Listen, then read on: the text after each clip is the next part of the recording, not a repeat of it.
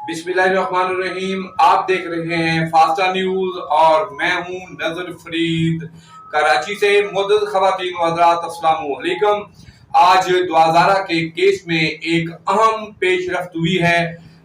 जो है मंडी चिश्तियाँ जिला बहावलनगर से द्वाज़ारा और ज़हीर जो है वो बाजियाब हो चुके हैं और सिंध पुलिस की एक भारी पार्टी जो गुज़श्ता कई दिनों से पंजाब पुलिस के साथ मिलकर बाजियाब कराने की कोशिशें कर रही थी, आखिर उनकी मेहनत रंग लाई है और द्वाज़ारा और ज़हीर जो है मंडी चिश्तिया से बाजियाब हो चुके हैं।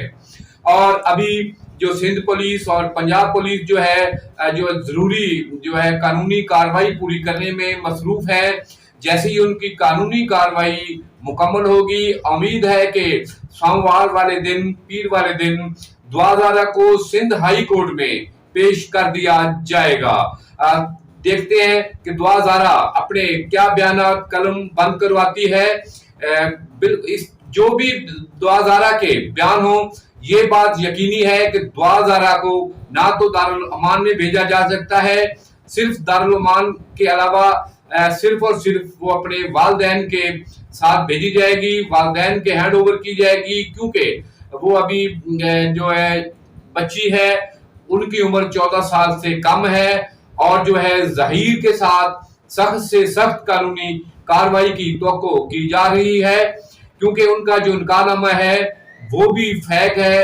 और अभी देखना होगा कि मुअज़्ज़ज़ अदालत क्या अपना फैसला सुनाती है। और ना सिर्फ ज़हीर बल्कि उसके जितने भी सहूलतकार हैं सब पर लोगों की नजरें हैं कि उनके साथ क्या कार्रवाई होगी।